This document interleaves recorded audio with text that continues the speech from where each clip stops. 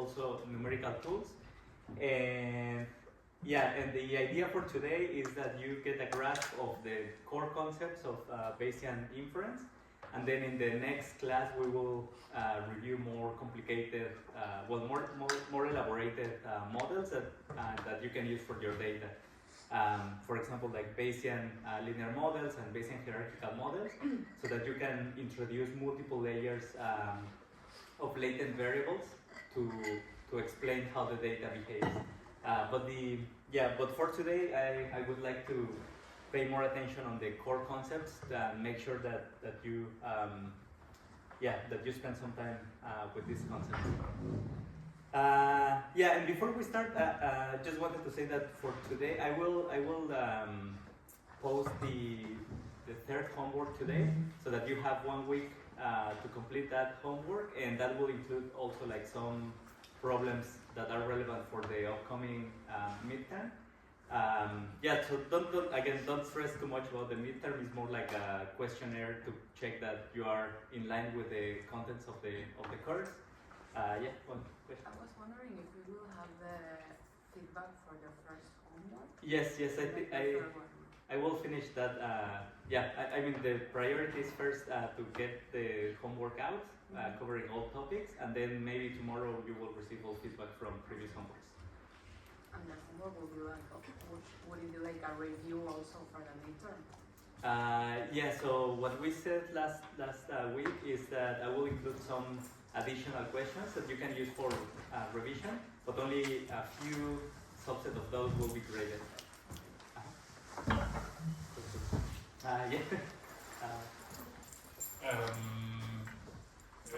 The recordings you take. Yes.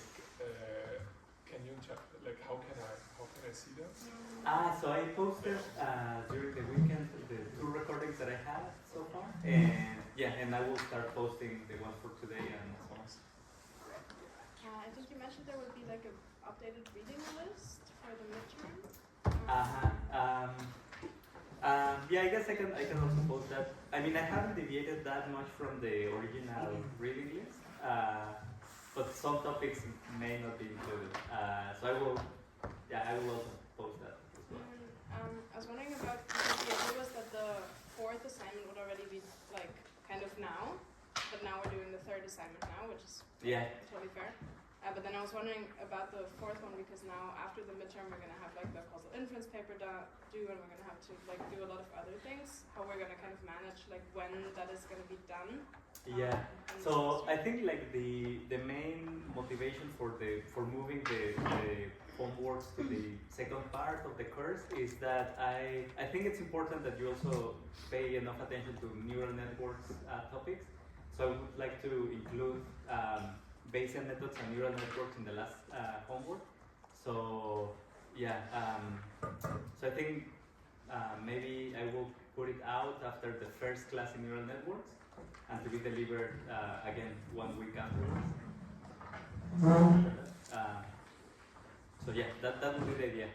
So after session 9, I think. 9 is the first for 9 is next week. 9 is Oh next yeah, week. you're right. Sorry, 10. Yeah, exactly. After session 10, we put the last homework.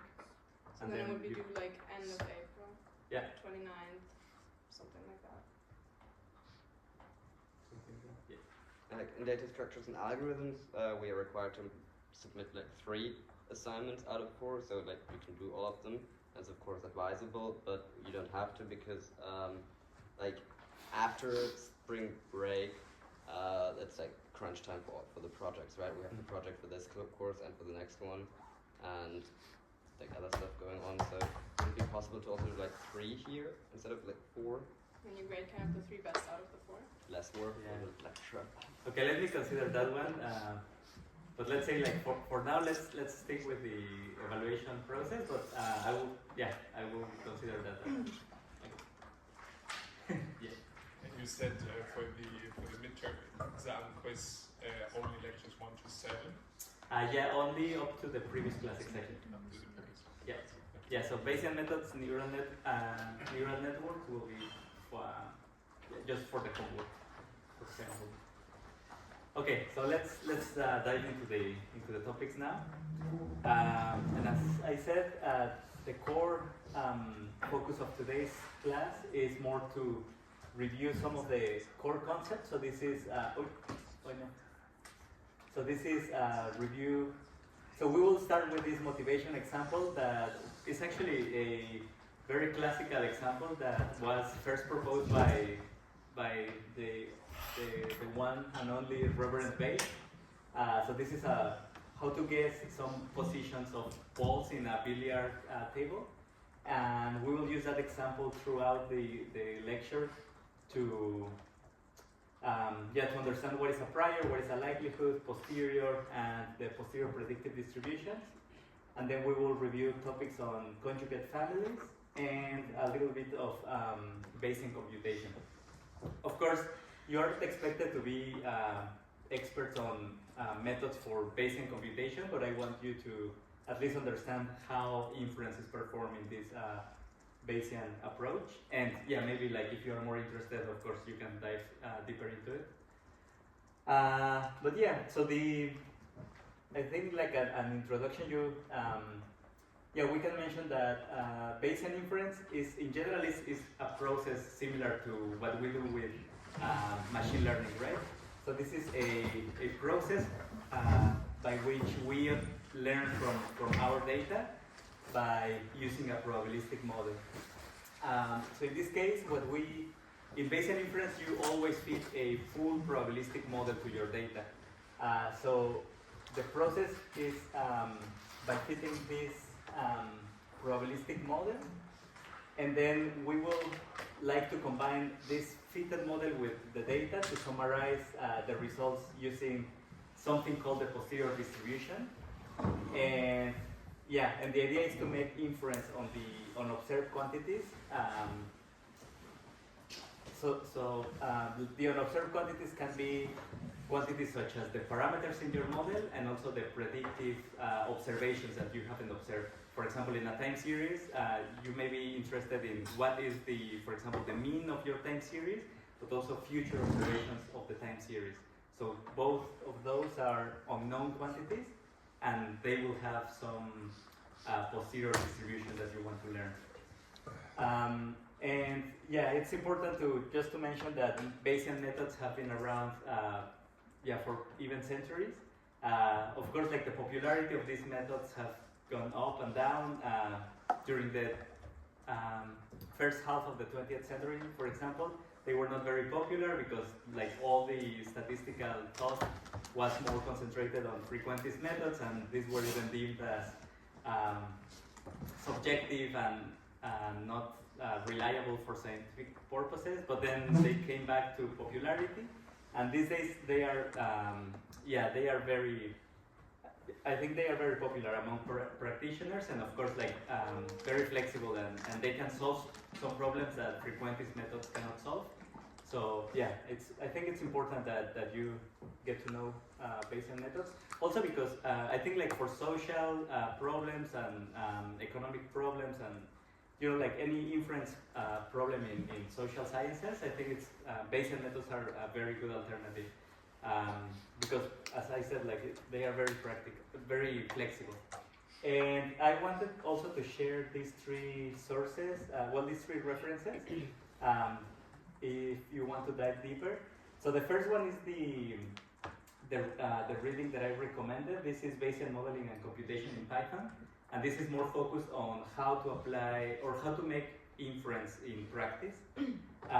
The second one is one of the classic references for Bayesian data analysis. This is by Andrew Gellman, and this one contains more like a discussion on how the process of fitting a Bayesian model works, what type of checks you do, and some like very nice examples from political sciences and other contexts. So Andrew Gellman is a great statistician.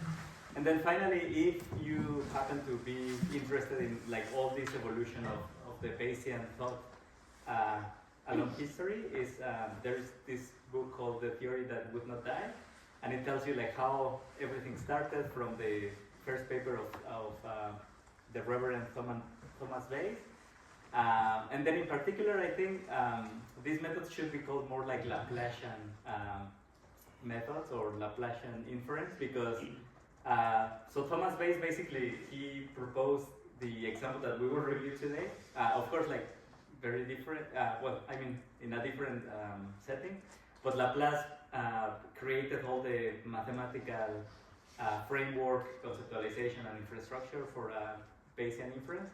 So yeah, I think he was the one that did most of the work. Yeah. So now, as I said, like the process for performing Bayesian data analysis is very similar to what we have in machine learning. So we start by choosing some family of model that will explain our data. This is similar to what we did before in other non-Bayesian approaches, right? So we start by understanding how can we model our data, but in this case we will set a full probabilistic model for our data, not only this, for example, this classification function that takes inputs into outputs, but we really want to understand how all the data is generated, including x's and y's and the relation between them. Then once we have a full probabilistic model for our data, we condition on the observed data, and this will give us the posterior distribution.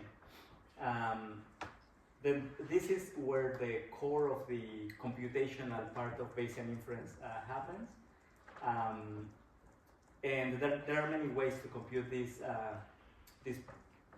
posterior distributions, and yeah, and just how to condition the probabilistic model on the data that you have observed to update your beliefs about how the data, well, how the nature of the data is actually underneath, or like what is the true generative process of the data. And then finally, the last step is to evaluate how good the model performs. And I think this is also similar as in machine learning practice. So based on the results that you obtain, you want to check how good the, for example, the assumption of your models hold. And maybe after reviewing the results of your model, you may consider changing some of the assumptions in your model and then repeat the process again. So in general, this is more like a cycle for Bayesian data analysis. This is taken again from the book of Andrew Kellman. I think it's a good preference if you want to dive deeper into the process in general.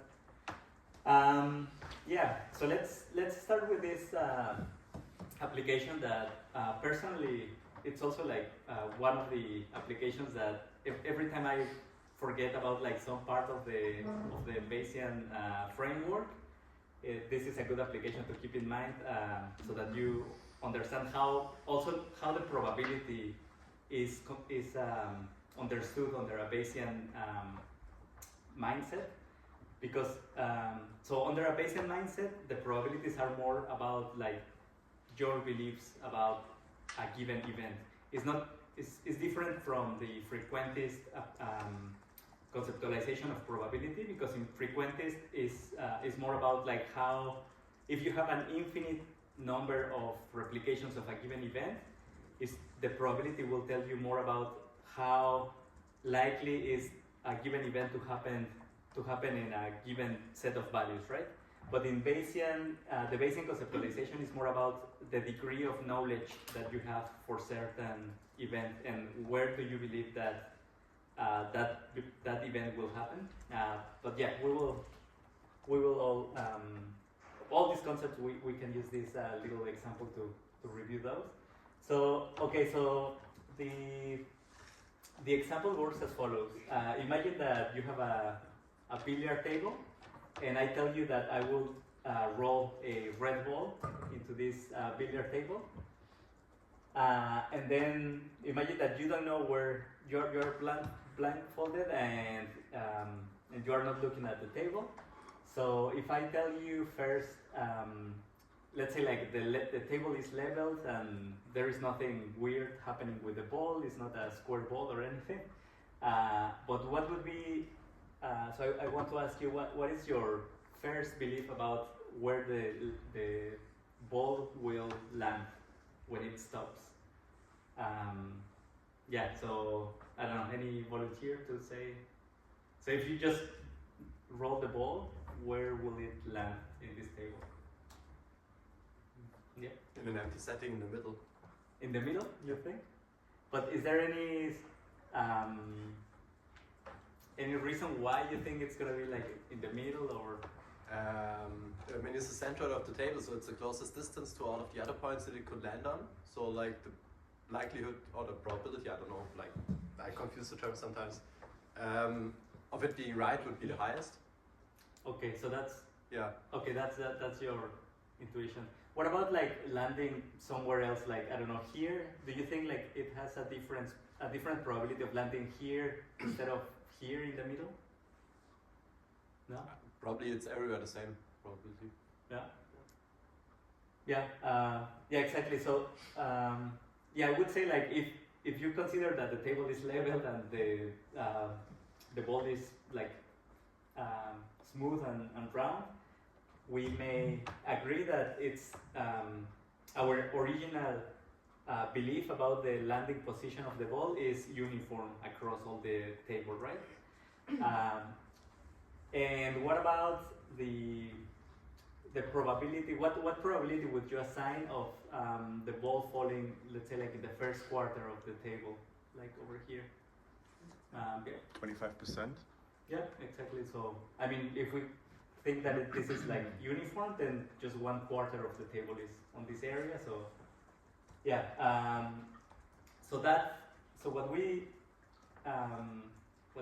okay, yeah, the concept of prior distribution we will review it in a minute. But this is basically what we have defined so far. So, our current knowledge of this type of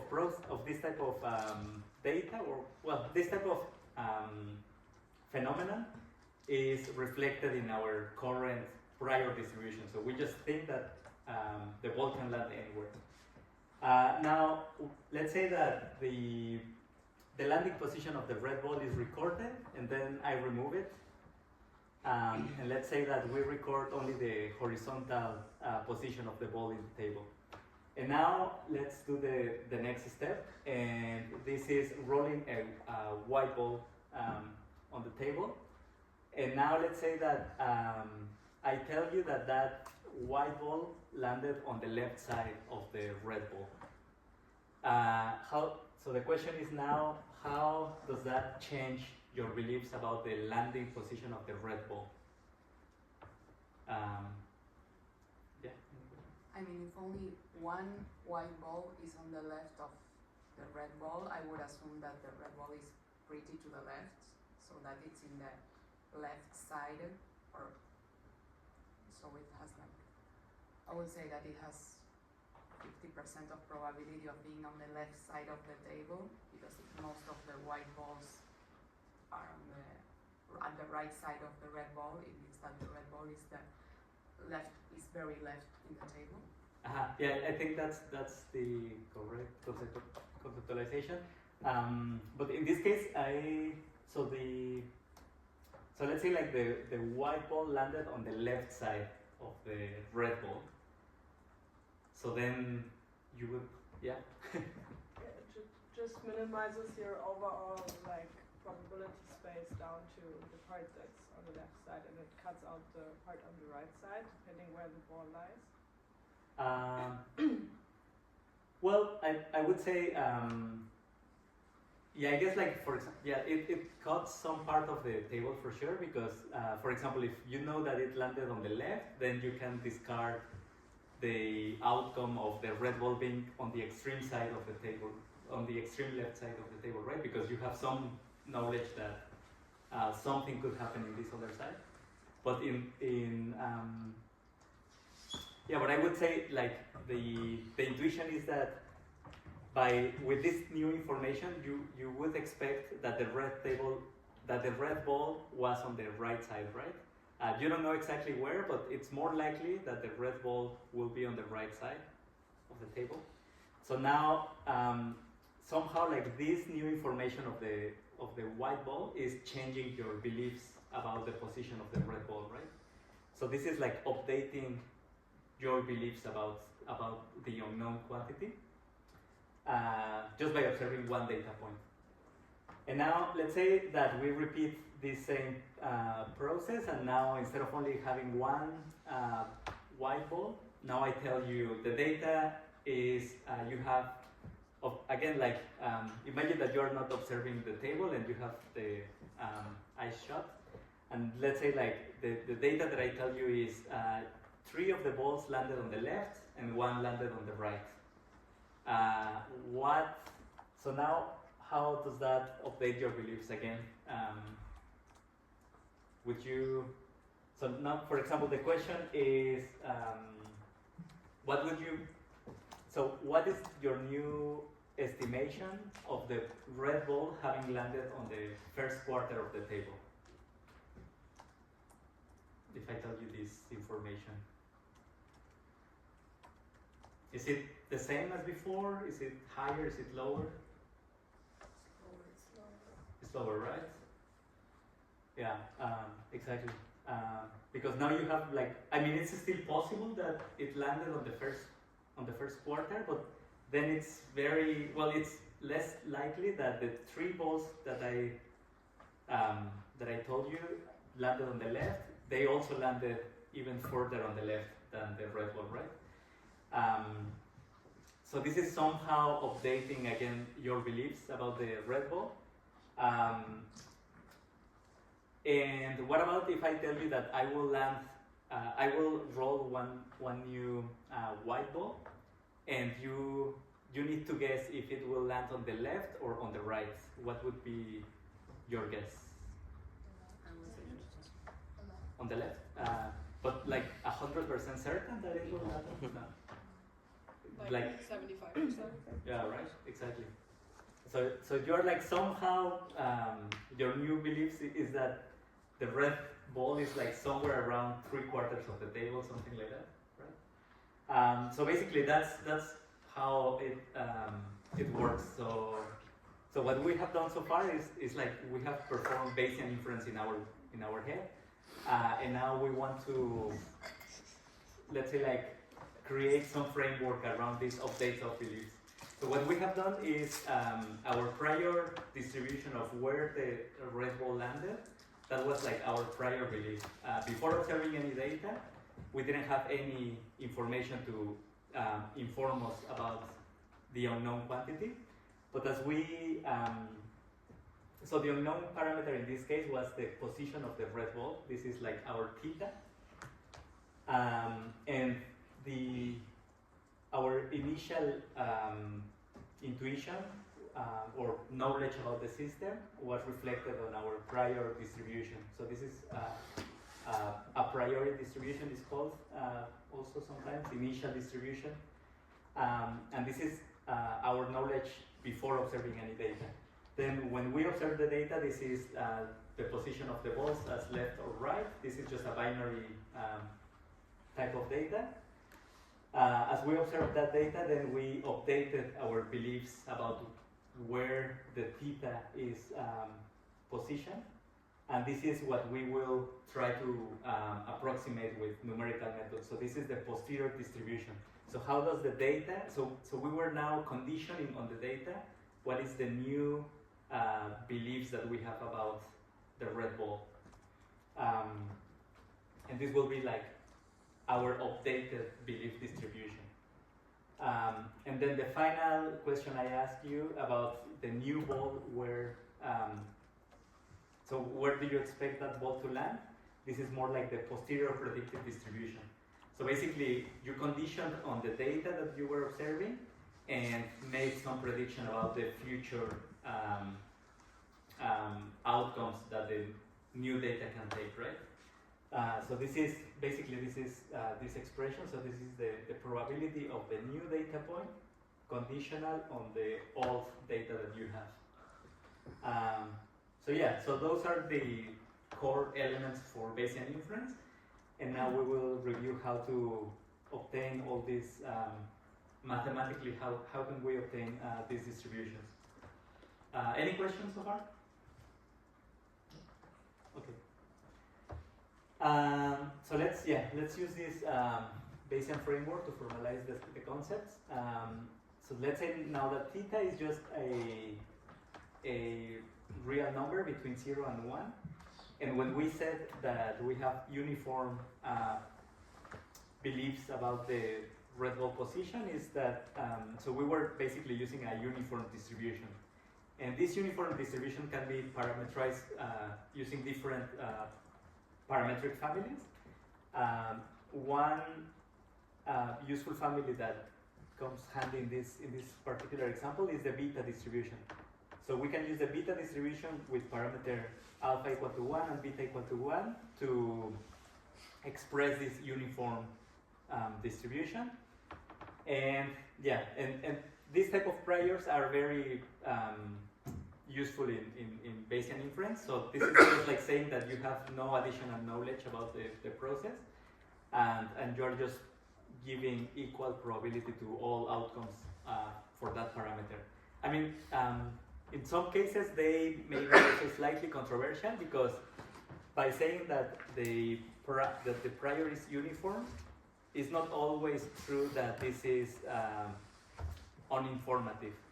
For example, in, let's say, like maybe in time series data, you may not want to give uniform values for the mean of, for example, a stock price, right? Because that will be very unlikely that the stock price takes, I don't know, values of 1 million or something like that. So you need to be just careful about using these prior distributions. There are other types of prior distributions that reflect lack of knowledge in a given system. But let's say, like for this example, this uniform prior distribution is telling that we don't know anything about the system so far. Or, I mean, the red ball position so far. Now, the data that we collected in this case is some binary data that, so we're just receiving the position of new balls as zeros or ones. So in this case, we received 4 data points, and this data can be now expressed using the likelihood function. So for this particular type of data, in reality, we only need a summary. So we don't need all the individual values for the data. We can just take the sum of the data, and we can use now a probabilistic model for that sum, which reflects all the data. So in this case, we can use a binomial distribution for x, and this is the expression for the binomial distribution. So basically, you are saying just like how many points are labeled as 1 given the position of the red ball, and this follows a binomial distribution. Now, based on these 4 data points that you have collected, you can use this function, this likelihood function, and you can, I mean, you can just put like here x is equal to 3 and n is equal to 4, right? Because we have, we just have 4 events, and 3 of them came as 1. And if you change the value of the parameter theta, that will give you the likelihood. So you're already familiar with this type of likelihood maximization. And basically, this is telling you, like, if you were under the maximum likelihood estimation framework, maybe this would be your guess, right? So the value that maximizes that likelihood is 0.75. And yeah, this is your MLE estimate. However, with MLE estimation, you cannot, maximum likelihood estimation, you cannot draw probabilistic statements about the red ball landing. So for example, you cannot say what is the probability of the ball landing in the first quarter of the table. You can just say what is the most likely position of of the red ball, but it's hard to say something about, to say more things about the ball position. And Bayesian, or let's say a probabilistic model can tell you a bit more details about the red ball. So now let's jump into the posterior distribution. Okay, so the way we obtain the posterior distribution, before we go into the maths, let's see if this posterior distribution actually corresponds to our intuition. So the posterior distribution that we will end up using, combining the prior distribution and the data that we have observed, will look something like this. So you can see that the mass of this distribution is concentrated around 0.75, but now this distribution is a proper distribution, so it integrates to 1. So yeah, all the mass below the curve is equal to 1, and then you can make some probabilistic statements about the red ball position. So for example, you can integrate this curve between 0 and 0.25, and that will give you your updated belief about the ball landing on the first quarter of the table. And also you can, for example, you can draw, in this case they are called credible intervals, to say what is a range of values that gives me, for example, 90% of probability of the ball landing in this range of values. And yeah, so you can, for example, consider the interval, I don't know, maybe from here to here, and that is maximizing the mass of probability in that interval. So in this particular example, the posterior distribution will take also a beta distribution, and now the only difference with our prior is that the parameters for that beta distribution will change. So now the alpha, instead of being equal to 1 and just uniform, you take the original prior alpha, so alpha 0 is equal to 1, and then beta 0 is also equal to 1, but then you see that you are updating the parameters by introducing the data that you have observed. So now the new parameters of the beta is just alpha 0 plus x and beta 0 plus n minus x.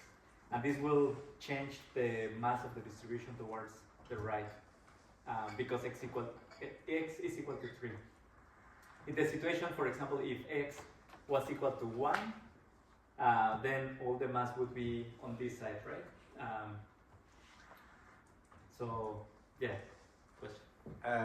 I mean, this is a super simple example, but I don't see the fundamental difference. I mean, the math is different, of course, but like, if you think about this in frequentist terms, we have like a ball that lies somewhere on the table, we don't know where. Then we throw some balls, we count them, it's 3 on the left, 1 on the right, okay, it's 0.75 where our ball is supposed to be. Mm-hmm. And the only difference I see is that like the distribution for this is different, because we would assume probably in frequentist view that it's normally distributed, and here it's not. Like here the left tail is bigger, but like I don't see the fundamental difference. Like what's the reason, for example, to model this pool table with bias instead of using a frequentist approach? I mean, with frequentist approach, you will not be able to say anything about the probability of the ball landing anywhere in the table, right? Like with Bayesian, you can say like, okay, what is the probability of the ball landing in some region? And with frequentist, it's just like you are able to just say the most likely point for the ball is this one. Yeah, okay. And again, like. So you were saying, for example, that frequentist, you would use a normal distribution? Probably, I would assume that the error around like the 0.75 is like normally distributed. Yeah, I guess like you can use like some transformation of the normal distribution, because in reality you cannot go beyond 1 and below 0. It's like it's closed in here, yeah. So you would need to use like some maybe sigmoid transformation of the normal. But yeah, I guess in frequentist you would not need to introduce the prior distribution, so you would only rely on the likelihood function. So in this case, you would only use this binomial distribution, and yeah, and maximize the value of theta. Hmm. In that case. But in this example, for example, isn't the beta distribution also kind of an assumption that we don't know if actually our values that we, for the left half of the tail, for example, if we try to calculate the probability of the ball landing there, isn't that completely up to our assumption about the distribution? Yeah, I think like the main point of using a beta distribution is that it allows you to get some values that are possible for this type of event. So in reality, you are not so with this uniform prior, you are not saying much about your original state of knowledge of the ball, right? So this is more like the prior. So the first thing that you need to check in the prior is that the range of possible values for that parameter correspond to let's say like actual values of the parameter that you want to model, right? Like if you were modeling, for example, a mean parameter, then you would have used something that goes between minus infinity and plus infinity, perhaps, like in a Gaussian distribution. But in this case, so the beta is only restricting the range of values that the parameter can take. So this is only restricting between 0 and 1. And and I think like also like, so this is a bit of a restrictive model because the shape of the posterior distribution will always land into a beta distribution. But in general, you may want to consider more flexible priors that can take many different shapes. So in the end, it depends like how good my results are, depend on how like realistic my priors are to the actual process that's happening. Like for example, for a pool table, probably I would say as a very amateur pool player that it lands like roughly where the straight line is and then where the dotted line is. Like those would be like the more heavy areas where more balls land. Mm-hmm. So then I would use one like a distribution, a prior that has like two maxima or something like this, and then I have like a more realistic modeling approach, and the better my results will be. So I guess, for example, if you observe or you know, for example, that the table is not balanced, then you would change your prior, right? In that case, or if you know that there is a hole in the table, then you would modify your prior, and then you would just assign more probability on areas close to the hole or to the side that it's tilted. But yeah, and regarding this, let's say like flexibility of the prior distribution, you will see later that as you see that maybe the errors in some models are perhaps high, you can change the flexibility of your model. But this is similar to other machine learning approaches, right? So you just want to consider distributions that are more flexible and adapt better to the type of data that you have. But of course, you always need to have this Occam razor and use a model that is as simple as possible. Maybe a bit of a dumb question, but does the MLE mean different things for base and for frequencies? No, it's the same. Just the value that maximizes the likelihood distribution. Not the likelihood distribution, the likelihood function, because this does not integrate to 1. Yeah, and I think another interesting property of the Bayesian approach is that something similar to the MLE that you can consider is the map. So this is the maximum a posteriori. Actually, I think this is the next slide. Okay, before we jump into the map, let's just make sure that we have this intuition with us. So you need to remember that the posterior distribution that you want to compute is constructed by combining your prior reliefs with the observed data. And the way that you obtain it is by using this Bayes theorem. So this expression may not look that intimidating. This one comes from the Bayes theorem. I think in lecture 3 or 4 we had a quick review of Bayes theorem. But basically this is when you, so if you want to invert the conditioning of a given probability, you can just use that, right? Like if you know, for example, expressions of the type P of P given A, but in reality you are interested in P of A given B, then you can just follow Bayes' theorem. And this is the type of problems that we are solving at the moment, right? So we, by choosing a model, so the model is telling us how does the data, how do we generate data conditioning on the parameters. So this is the binomial model, right? But in reality, our inferential question is more on the other side. So this is more like what is the value that you would expect on theta given the data that we have. So we want to invert this conditioning probability. And the way we do it is just using, so we just treat the data as one of the elements here, like A. Well, the data would be B, and theta would be A. And basically it's just using Bayes' theorem here. Now something that is important here is that so when you are deriving the posterior, usually the term here in the denominator is a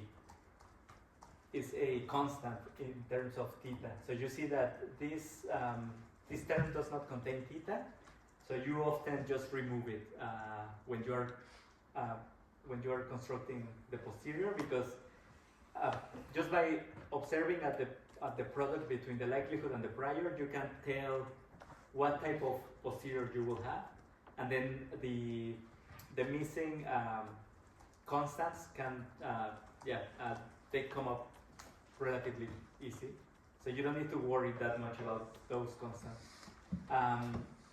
Sometimes that constant is useful to know how good your model is when you are comparing, for example, different types of models.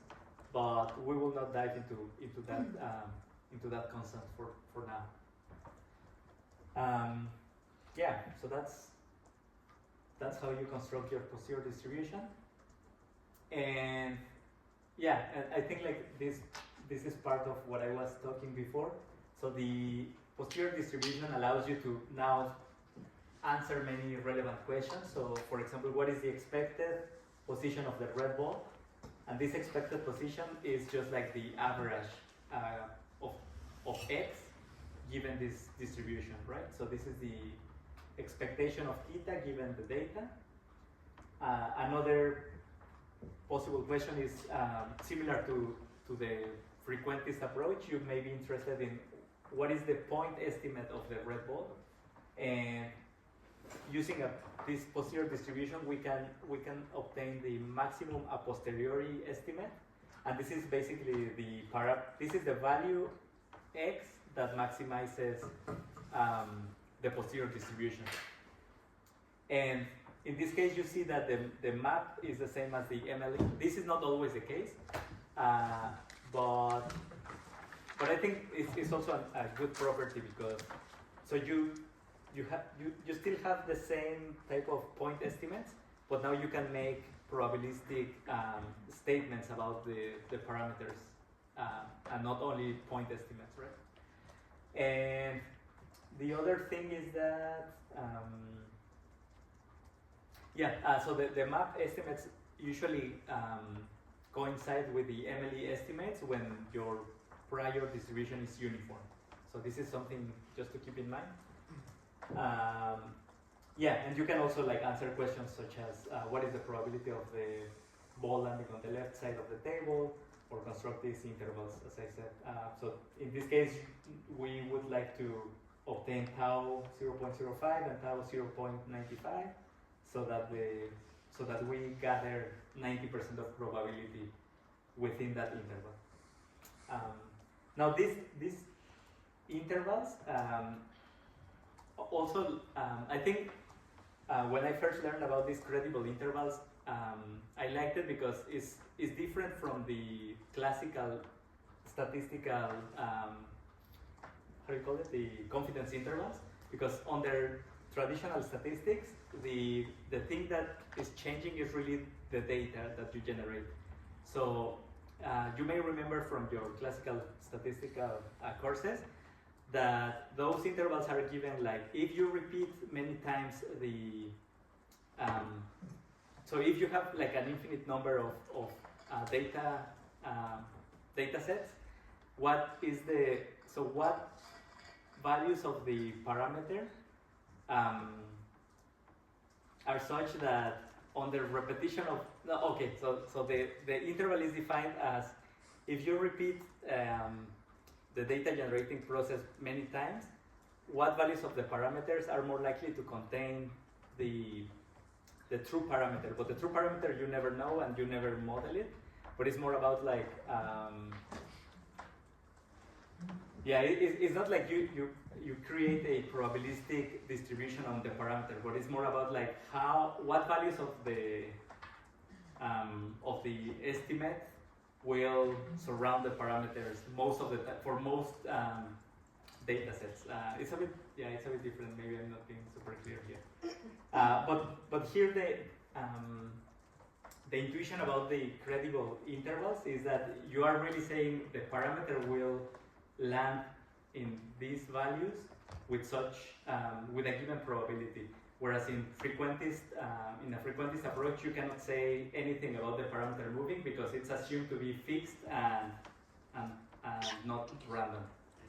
So yeah, this is a bit of a conceptual difference with the traditional. Yeah. What's the difference between the first two, like the expected position and the most likely position? Yeah, so this is more like the mean of the distribution and the mode of the distribution. So in that case, I think it also depends on what. So when you give a point estimate, sometimes you may ask yourself what is the loss function that you want to minimize. So for example, if you want to minimize the average error to your point estimate, then you would use the expected value of the posterior as your point estimate. But if you want to minimize the absolute distance to the estimate, then you would minimize, so then you would use the maximum a posteriori.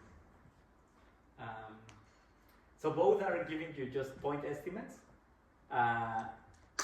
The only thing is that this is, let's say like this is giving you like the most likely singular value, and this is giving you more like, in average, the value will land around these numbers. So for example, this, if you use the expected value, it will be more like 0.60 something. So this is also like weighting the probability that that the ball could have landed somewhere here, and the other one is more like focused on the most likely value. Yeah. So like you said, frequentist interpretation usually assumes that if we would do the data generating processes infinite times, that we would get the same parameters and everything. Is in this case the idea that if we would do the same experiment again, we would get a totally different distribution, so we can't say anything, or we can only say something about this very specific instance and not about if we would do this multiple times that we would get the same thing, or can we say that? So yeah, in this case, so your statements are about the data that you have observed so far. Yeah. Not really like an infinite number of repetitions. Okay. Yeah, of the process. Yes. Isn't the difference between the definition of Bayesian and frequentist that in the frequentist 95 confidence interval you would say with 95% probability I see for this one confidence interval one which contains the true value, and in 5% not. And for the Bayesian it would be like the credible interval with 95% probability the value is inside this interval. I mean, I can go into detail. So let's say like for the frequentist approach, you have an expression for this tau, and this tau will be like a random variable, and you also have another expression, another statistic for this other tau. So you have basically like two random variables. So if you repeat an infinite number of times the data generating process, the true parameter that in the frequentist approach is not assumed to be random, it's assumed to be fixed but unknown. So what happens is that the confidence interval is telling you that those two numbers will be varying depending on the data, right? And then if you repeat an infinite number of times, this range will contain the true parameter 95% of the times. So, but you are not saying anything about what are likely values for the parameter. It's just like, exactly, just like those two random variables containing the true parameter. Whereas here you can say like, okay, there is some probability of the parameter being on this area and on this area and so on. But this is like a bit of a different conceptualization, right? Yeah. But, do you like trust it because of practical reasons or because of theoretical reasons? I think it's a combination. So let's say like conceptually, for example, this one is more, I think it's more intuitive to understand these credible intervals. And then practically also you can make more, I don't know, like more meaningful statements about the parameters. And in practice I would say like it's not like you need to marry yourself with the Bayesian framework or the frequentist framework, but this is more like you use whatever gives you the best results with your data, and this is usually like what people do in practice. I would say Bayesian models are very. I mean, I can tell you like a big bunch of examples in which a frequentist approach just there is no answer to the problem. For example, there are situations in insurance when you don't have any data about a given event, right? Like I don't know, Ronaldo breaking a leg or something like that, right? So, but you still know something about like the type of events that involve a star breaking a leg or something like that. So all that previous information that you have is like somehow changing your estimation of that specific type of events to occur. So basically this is like your priors are affecting a lot like your estimation of a given event, whereas in the frequentist approach you don't have any data about that type of event, so you cannot make any inference about it. And if you would have any like prior knowledge to model the probability of Ronaldo breaking a leg, that would be also possible in frequentist. So it's only that you don't know anything about the parameters. But you don't have any data really for the event that you are modeling, right? In that case, so you cannot use frequentist. Yeah, but you could use the prior you mentioned to make a model of the other event.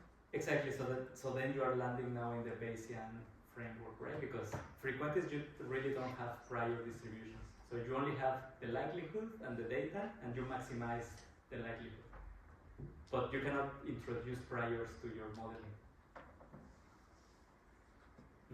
Let's say we generated data on the basis of a prior distribution, then applied a frequentist approach. Is that the same sort of conclusion you just That's a mentioned? good question. I mean, if you don't have any data, you are really just simulating from the prior distribution, right? So it's the same as making inference on the, just like maximizing the prior distribution, really. But yeah, what would be the? Yeah, I guess it would be something similar to just like maximizing the prior. In that case, yeah, I guess you may reach something similar. Okay, let's. So yeah, just like as a little exercise, if you want to play a little bit with this posterior distribution, I would encourage you to answer all these 4 questions using just the expression for the actually it's not the binomial, the beta distribution. So just change here binomial for beta, but you can see what is the expression for the maximum a posteriori, what is the expression for the expected value of a beta distribution, what is the expression for the quantile function of a beta distribution, so you can play with that. And the last element in all the all these core elements that we saw at the beginning is the posterior predictive distributions for new data.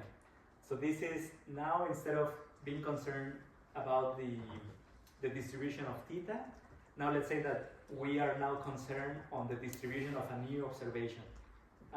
So the new observation is what do you believe about that new ball landing on the left or the right of the red ball?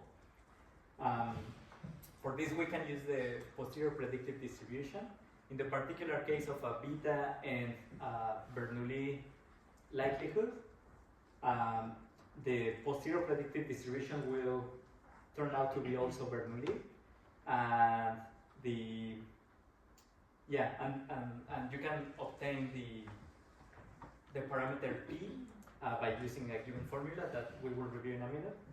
But the idea behind this posterior predictive distribution is more about like, okay, now that we know something about theta, how do we use that new knowledge about theta to make predictions about a new data? So basically, what you're doing now is like a weighted average of your probabilistic model, and the weight that you're assigning is given by the posterior distribution. So this one is saying just like, okay, the probability of falling left or right given the parameter theta, right? And then this one is telling you what are possible values of that parameter theta. So for example, if you change here theta equal to 0.5, so this is the red ball landing here in the middle, then this would be 50% to the left, 50% to the right.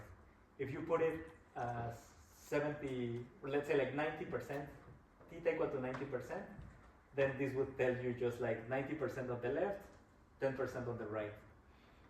And imagine that what you are doing here is you are just using all those probability for the white ball, but you just weight it in proportion to what you know already about the parameter theta. So this expression here is so this would represent the weight of those simulations. And this is just telling you like a weighted average with your new knowledge about, so this is a weighted average of what you would expect from a new data point. And this is, so yeah, just don't get too confused about this integral. This is just like adding, so this is just like averaging with this weight. And that's how you compute the posterior predictive distribution. And of course, like we can keep repeating this process and keep observing more data. Something also a nice property about the Bayesian framework is that you don't need to start from scratch with your estimation. So for example, when you're doing maximum likelihood, you cannot take your previous estimate, and well, sometimes you can take it, but in general, you don't take your previous estimate and refresh it with new data. But in reality, you need to take all the data and compute the MLE again.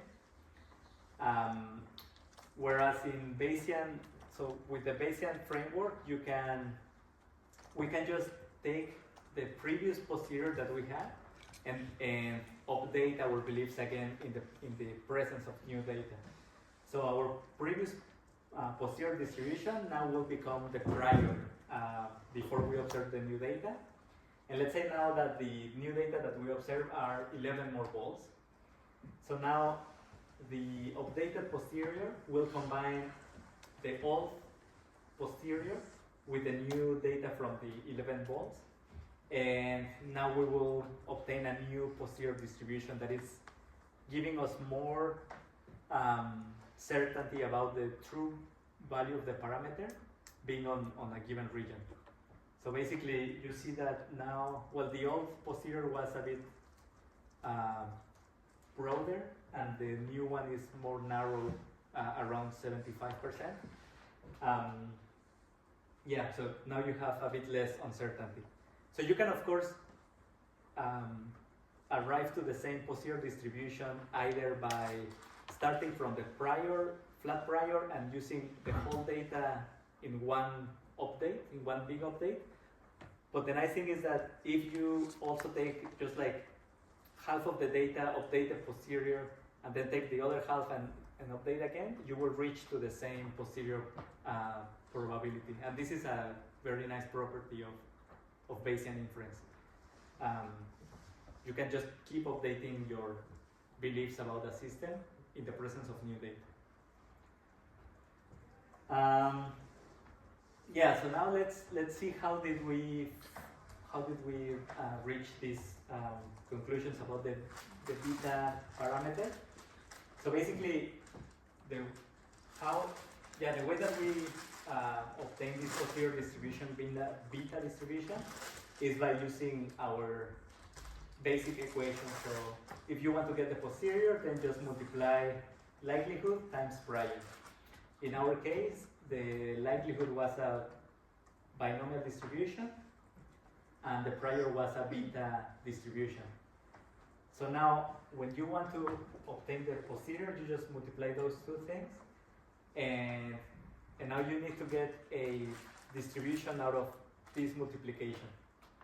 So it may seem a bit scary at the beginning because all these terms, but in reality, you can simplify this a lot by observing that this term over here does not contain any theta, and this term over here also does not contain any theta. So you can just ignore them. Ignore them in the sense that they are just a constant for this expression. So you can keep only like the kernel of this distribution. So the kernel are all the terms that contain the parameter of known parameter theta. And so you can ignore for now this constant and this constant. This is just expressing that this is proportional to this, right? And now that we have that, we can group and reorder the terms that depend on theta, and then we would have theta to the alpha plus x minus 1 and 1 minus theta to the beta plus n minus x minus 1. And this is a beta distribution. So you can see that this one looks a lot like a beta distribution. And basically the parameters of the beta, when you see a beta, it's always like alpha minus 1 and beta minus 1. So in this case, the new alpha would be alpha plus x, and the new beta will be beta plus n minus x. So this is how we reach the posterior distribution in that case.